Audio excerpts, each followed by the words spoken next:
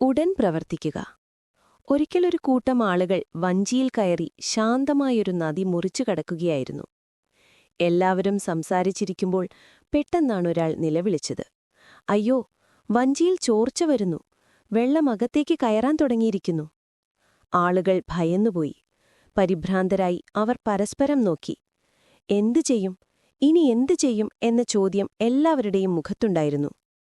ആരും ഒരു നടപടിയും എടുക്കാതെ സമയം കളഞ്ഞു. എന്നാൽ ആ കൂട്ടത്തിലുണ്ടായിരുന്ന ഒരു യുവാവ് ഒട്ടും ഭയപ്പെട്ടില്ല. അവൻ മറ്റുള്ളവരെ പോലെ സംസാരിച്ച് സമയം പാഴാക്കിയില്ല. ഉടൻ തന്നെ അവൻ തന്റെ ദേഹത്തുണ്ടായിരുന്ന തുണി, മുണ്ടോ തോർത്തോ വേഗത്തിൽ ഊരിയെടുത്തു. എന്നിട്ട് ചോർച്ചയുള്ള ഭാഗം അതിവേഗം ആ തുണി കൊണ്ട് മുറുക്കിയടച്ചു. അത് കണ്ടപ്പോൾ മറ്റുള്ളവർക്ക് ധൈര്യമായി. അവർ യുവാവിനൊപ്പം ചേർന്ന് വഞ്ചിയിൽ കയറിയ വെള്ളം പുറത്തേക്ക് കോരിയെറിയാൻ തുടങ്ങി. കൃത്യസമയത്തുള്ള ആ പ്രവർത്തനം കാരണം അവർക്ക് നദി കരകയറാനായി. എല്ലാവരും സുരക്ഷിതമായി ലക്ഷ്യത്തിലെത്തി. യുവാവിന്റെ സമയബന്ധിതമായ ഇടപെടൽ അവരുടെയെല്ലാം ജീവൻ രക്ഷിച്ചു. പാഠം: ഭയവും പരിഭ്രാന്തിയും പ്രതിസന്ധിയുടെ ആഴം കൂട്ടും.